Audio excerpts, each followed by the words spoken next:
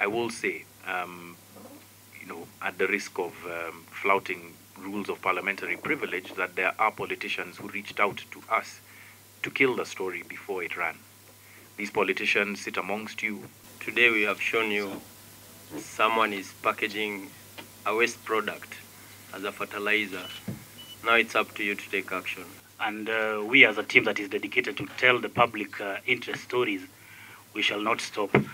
How is it that such a thing could happen for such a long period of time and government agencies have not raised an alarm? Tumeona vitu nyingi pale kwa media ambazo zingine ni vitu ilikuwa tengenezwa na mawe, zingine ni vitu vingine hata uwezi elewa zimechanganyishwa. This is an indication of a failed state.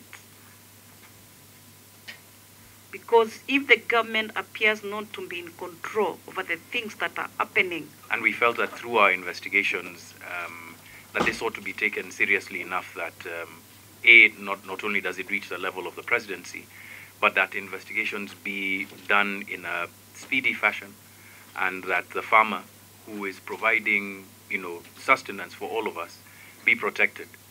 The major observation that we made as we conducted this investigation was that a majority of the farmers that have been affected are small-scale farmers, and that is the majority of farmers across the country. So the people who have lost seasons, the people who have lost crop, the people who have lost money are legion. And I think it behooves this House and other agencies that are involved in the protection of the public purse, as well as the members of the public, to then look at their plight and be, sympathetic to what has happened. So I'm glad to have heard these comments. Honorable Chair and the senators present, the food security issues and the investigations that we've conducted are part of a wider systemic issue in corruption that we've noted since about 2018. We've been investigating public procurement corruption issues since 2018, and the trends that we observed in this particular investigation are the same. There seems to have been some sort of collusion before the presentation of this to members of the public about who was going to win the tender, who was going to conduct it, and what quality of goods or services were going to be procured by that individual.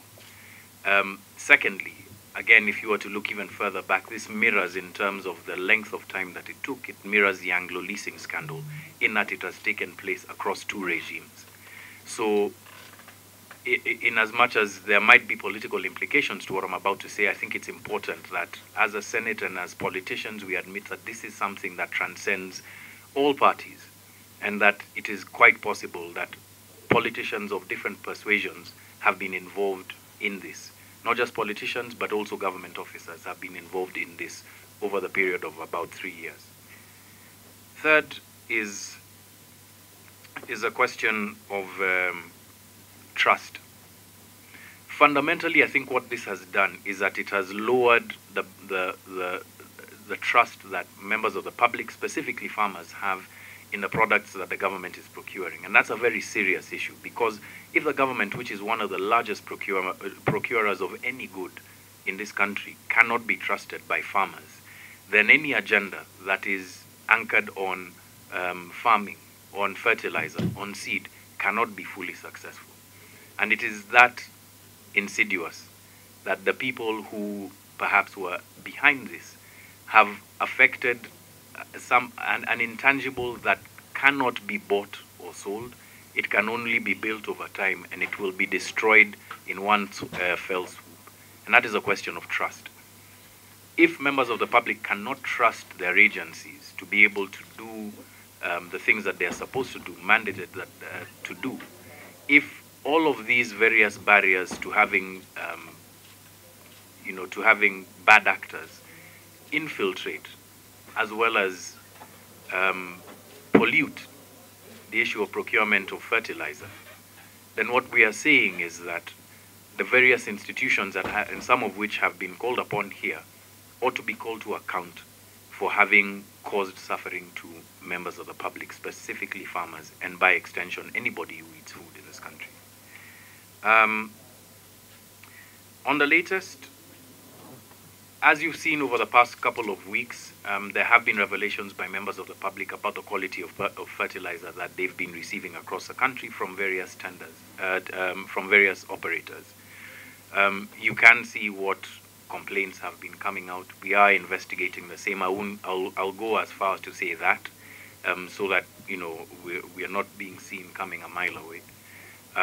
But suffice to say that again, it follows a similar pattern of infiltration, especially when there are large procurements that are being done. So our agencies, our security agencies especially, ought to be incredibly vigilant.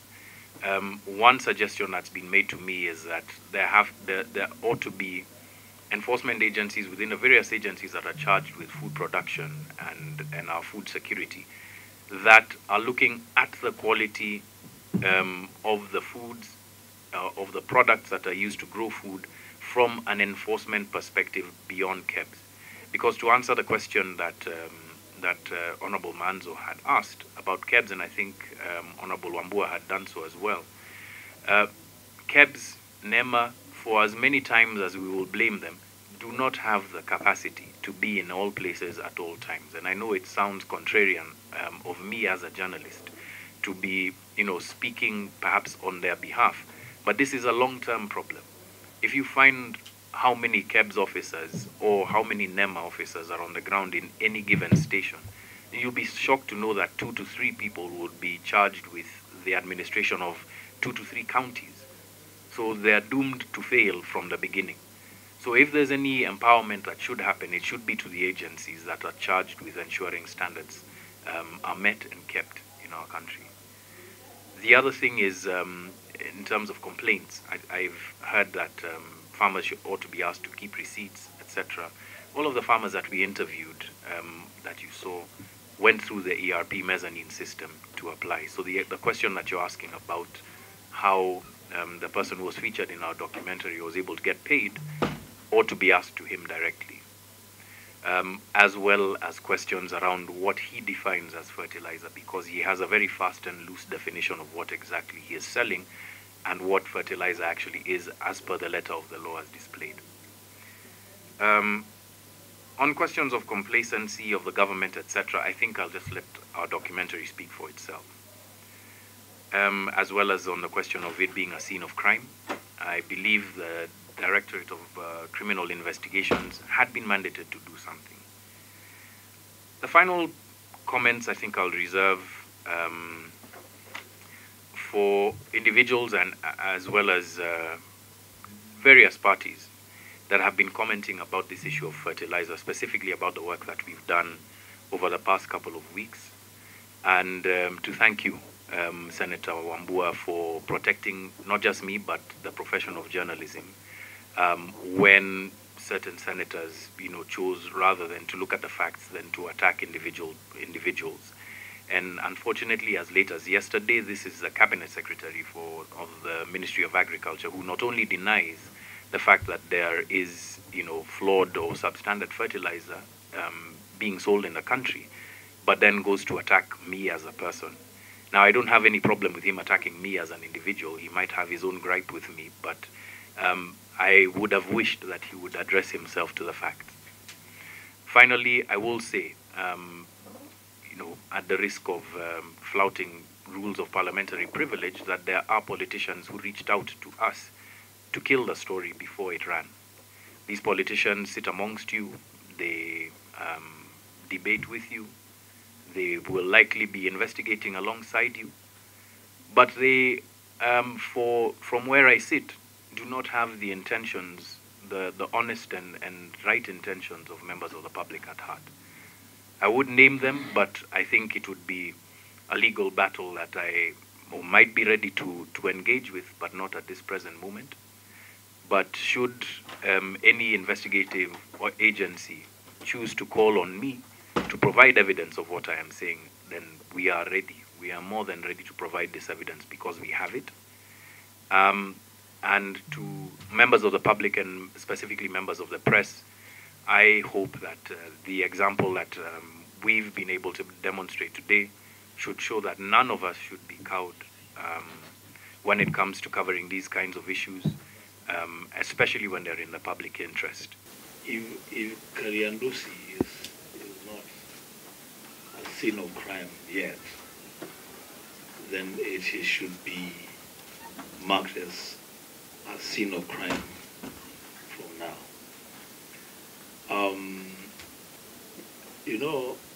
Chair, forget about what it is that those guys are doing at Kariandusi. Whether then there can also be an argument that my colleague John and his team just picked portions of what they wanted and then broadcast it.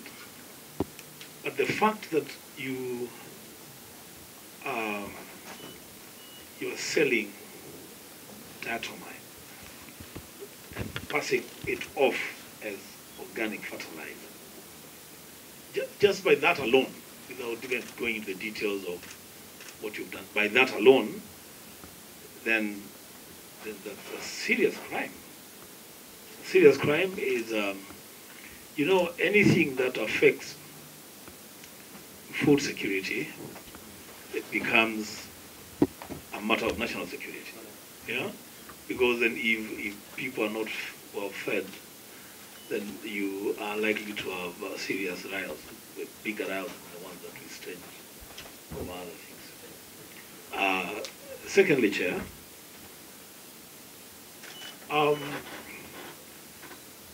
how possible is it? Because when I looked at that, it's almost clear that it's something that's happening almost in the open. It's not. It doesn't happen some place where nobody can access. How is it that such a thing could happen for such a long period of time, and government agencies have not raised an alarm? Then would I then be right to say that there is an element of collusion between the Kariandusi plant and agencies of government? How is it possible that you can package this thing for 2 years, and even the local chief or assistant chief, NIS, they have not flagged off that thing? I mean, when we do smaller things, they are flagged off. When I meet more than 5 people in my compound, somebody says there is a meeting taking place. I mean, there are trucks and trucks of of this thing being ferried from a location, and nobody has raised it. And lastly, Chair, I am now convinced that this conspiracy runs deeper than I thought. Chair, it will be remembered because it's on record. When I raised this matter on the floor last week, and I mentioned NCPB and KEBS, I was forced to withdraw my statement or my comments. And I was told that NCPB and KEBS are not part of this thing. And I said, in the best interest of peace, on the floor of the Senate, I withdraw the mentioning of NCPB and KEBS.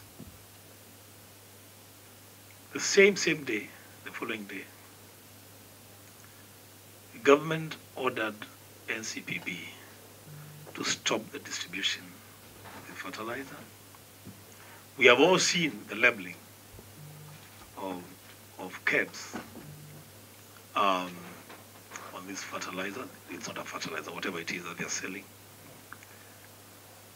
So, Chair, NCPB becomes an entity of interest to this committee. KEBS becomes an entity of interest to this committee. And that man you're calling who? Joe Kariuki becomes a person of interest to this committee. and the sooner they appear before this committee, the better for this country. So that we stop whatever it is that they are doing. They owe this country an explanation. This is an indication of a failed state. Because if the government appears not to be in control over the things that are happening about and upon the citizens, then we have a bigger problem. If this thing has been going on for almost 2 years, and government institutions, government agencies are also involved, what are we saying? Kenyans are not safe. Chair, I repeat, Kenyans are not safe. I think we rely on good people like you who are bringing this expose and bringing the information to Kenyans who are blindly being misled, and we are being misgoverned. And I think we need heads to roll. As a chairman, when you declared that this inquiry will be formed, and I saw it, I was happy because I expected the DCI to have already arrested some of the suspects who are speaking freely on television and taking Kenyans for granted. And what is the work, this Kariandusi diatomite, when you pass, as you go to Nakuru, it does its business in the open. What is the work of National Intelligence Service in this country? They are sleeping on the job. Because the work of NIS is to inform the necessary action to be taken to relevant agencies. The National Environment Management Authority, NEMA, they should be part of it, because I want to agree, when even you want to construct your cow shed, NEMA will be on your door.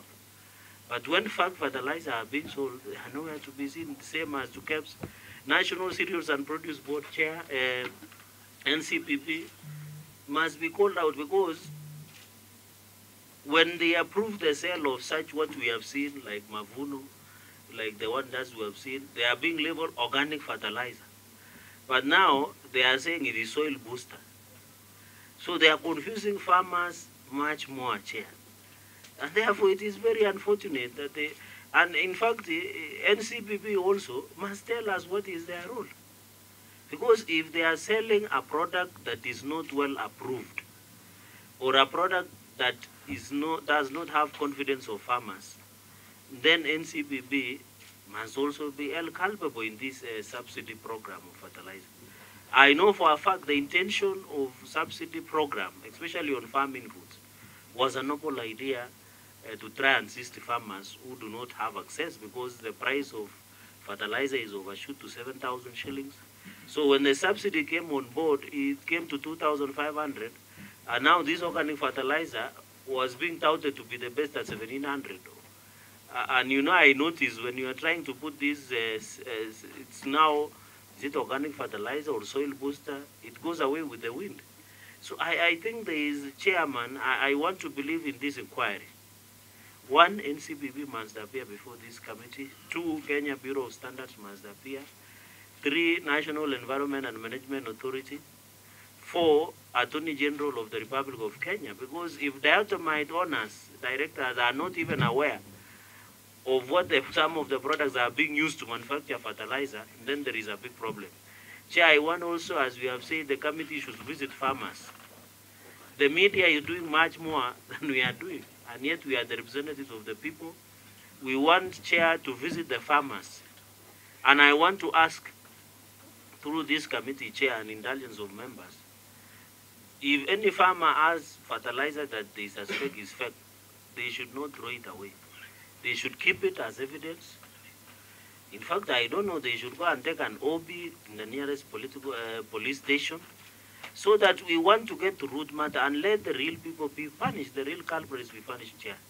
Finally, Chair, the food stability in this country will be determined if we protect the chain of these farm inputs, which are subsidized to farmers. If we can protect, Chair, from where I come from, We know this country, and we have been told this country imports close to a trillion of food products into this country because of the food shortage that we normally face. If we cannot protect this chain, it means that we are risking of this country being import reliant to the detriment of farmers and even our local businesses. So, Chair, this issue of fake fertilizer, and I hope as we look into the inquiry, we should look also at the fake seeds, because there are many farmers who planted and they are yet to see. And then with this certifying process of seeds and fertilizer, we must be told that what really happened, Chair. Mimi ni mmoja wale senator wa Embu County, nisoma statement ambaye ningetaka fertilizer itoke kwa cereal bond iende mpaka masinani kwa mwananchi ndio aweze kufaidika njia ya kilimo. Na ni wakati nisoma statement, serikali ilisikia kilio kutoka kwa 6,500 ikakuja mpaka 2,500, na pia serikali ya Kenya Kwanza ikaamurisha ikuje 2,500 iende mpaka masinani. Ya pili, nasema hivyo kwa sababu nakumbuka hata statement ya mbegu zile zilikuwa na pandwa ya chakula ya mahindi, maharagwe na zile zingine zote. Pia nikasoma statement, na wakati wale waliangalia ile statement wakasema mbegu ni mzuri. Kwa hivyo naona mmefanya kazi nzuri. Na hiyo ingine nashukuru kwa sababu serikali ya Kenya Kwanza hapo mwanzo iliona ni vizuri kuangalia kilio ya mkulima na ikasaidia. Mambo ya ajabu ni wale walipatiwa kazi, ikawa hizi kampuni zimetanjwa hapa, anja yao wamepanga vile wanjitanjirisha, lakini kunjitanjirisha wamejitanjirisha na njia ile haifai. Kwa sababu kwa mimi niko na huzuni, kwa sababu ni kama kifo. Kwa sababu kitu ya kwanza, tumeona vitu nyingi pale kwa media ambazo zingine ni vitu ilikuwa tengenezwa na mawe, zingine ni vitu vingine hata uwezi elewa zimechanganyishwa. Ni kitu ambayo unaona katika nchi yetu ya Kenya tuko na huzuni kwa sababu ya ugonjwa ya kansa imeenea kila kona zote. Kwa hiyo vitu zingine tulikuwa nauliza ugonjwa inatoka wapi, iende ikawa ni chakula kama hizi tumekula. Hiyo ingine ni mambo ya magonjwa hata ya kuumwa na tumbo imeleta shida kwa watoto, kwa watu wazima. Kwa hivyo ni kitu ya huzuni. Yangu ni kuomba Senate, ambaye Senate ni hapa house, tukiwa sisi wote tuweze kwenda masinani, tuweze kuangalia. Na ningeomba county zile zimepata shinda, ni moja yangu ya Embu County iko na ngunia 2,300, ambaye ningeomba tu, sijui kama kwa cereal bond kama tutafunguliwa, ningeomba pia serikali tupe nguvu na security, ndio tukienda pale kama serikali wale watu watafungua ile stores, tuwe na njia ya kuweza kufungua zile stores, na pia tuone ni nini kiko kule, kwa sababu tunajua singine asinjaenda. Kwa hiyo naomba tuweze kuangalia na njia ile nafaa. Ya pili na ya mwisho ni kuwa watu wengine wamejitanjirisha, na ni kitu moja ya aibu sana. Kwa hivyo mimi naunga mkono tuweze kuangalia vile tutasaidia serikali yetu ya Kenya Kwanza, kwa sababu serikali rais amejaribu, lakini wafanyikazi wamekuwa wameshindwa na kazi. Na pia departments zote tutakuangalia, tutasita zote ndio tuweze watu wote wa Kenya waweze kujua ukweli. Wakati mradi wa kupeana pembejeo na mbolea ya ruzuku wananchi wa Kenya ilipoanza, wakulima walikuwa na matumaini na tuliona mazao. Lakini katika pilika hizi kunaonekana kuna majambazi ambao walikuja wakakaa wakachora na wakaamua kwamba watakuja kutanjirika kwa njia hii. Lakini tunapokaa, unajua Waswahili husema kivuli cha fimbo hakiwezi kumficha mtu jua. Kwa sababu sasa imebainika wazi kuna wakora, kuna wakiritimba ambao wameingilia hii biashara na kuharibu. Mimi nikiangalia mahali kulingana na venye nimeona, nimefuatilia kidogo pale, nimeona ni kama kuna mwanya ulitumika, kwa sababu mbolea ya serikali sana sana bajeti inapoweka katika wizara ya kilimo inapopita katika bunge la kitaifa, alafu wakati wa manunuzi inapelekwa kwa wizara ya viwanda kupitia nyenzo taasisi ya serikali inaitwa Kenya National Trading Corporation. Na sijaisikia mahali, tulisikia wakati wa mafuta, sasa hatujasikia mambo ya KNTC. Nafikiria mtu ambaye alikuwa anaitwa Joe Kariuki pale alienda akatengeneza mipango yake pia sambamba na National Cereals Produce Board. fertilizer anajua inapelekwa pale na yeye anakuja anapeleka, kwa sababu anasema hana kandarasi yoyote ya serikali. Lakini mbolea yake, udongo yake, kwa sababu sio mbolea, ilikuwa inapatikana NCPB. Pia ni kama alikuwa ameweka pale pia marketing agents. Ukija pale unaambiwa hii ndio uzuri, unachukua udongo. Swali kubwa ni kwa sababu mbolea ilikuwa inalipwa kupitia taasisi ya serikali ya halmashauri ya nafaka. Ukipewa voucher unalipa na M-Pesa kufika pale. Uli joka Karioke alikuwa anapata pesa zake kivipi?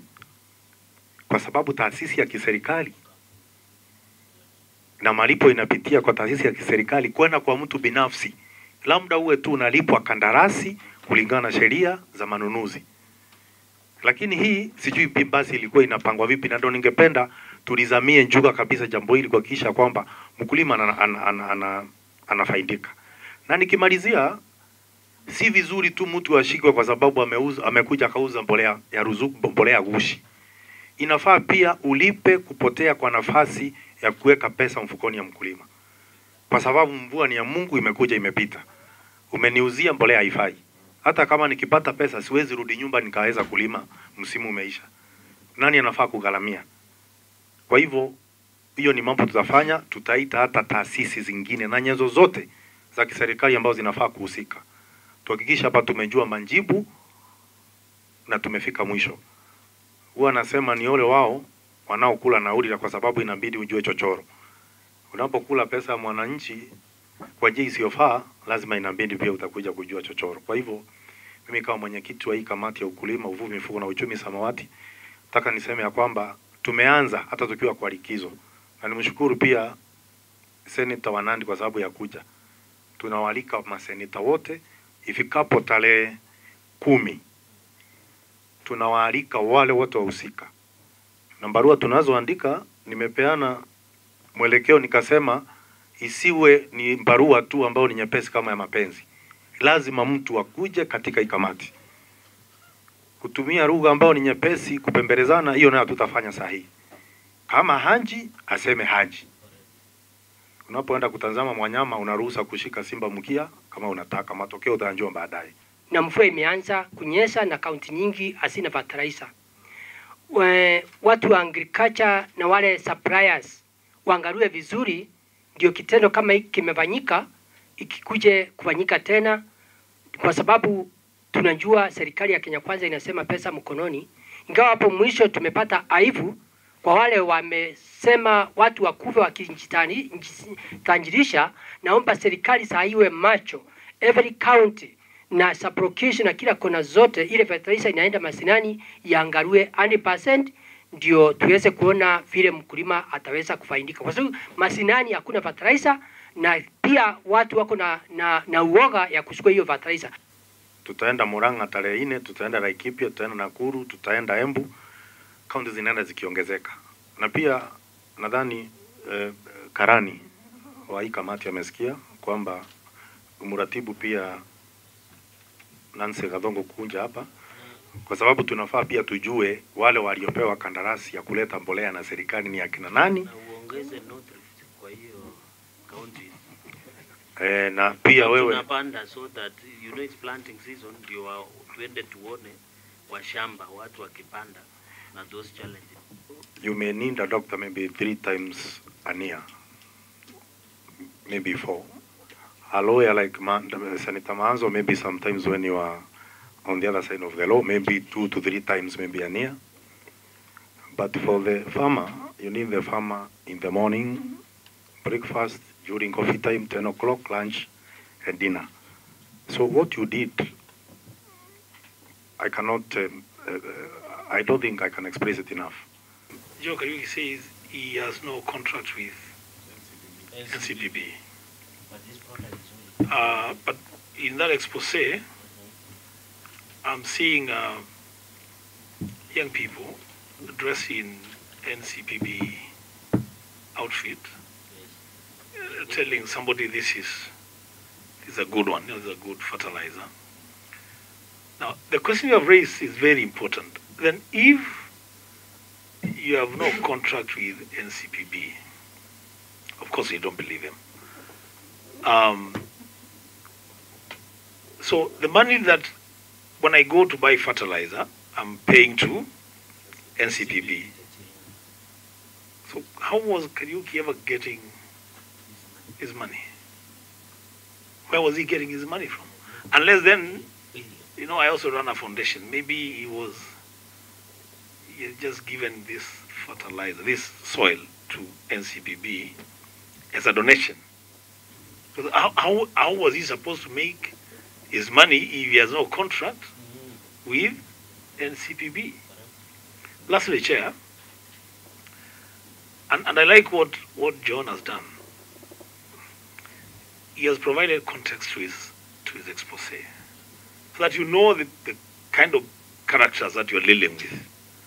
That you know, if Kariuki then was a pastor, then we would say perhaps maybe, you know, ni mateso tu ya shetani kidogo kidogo hivi. But the guy has a history of involvement in criminal activities, and so Chair, the earlier, as I say, the earlier you bring those people here, the better for this country.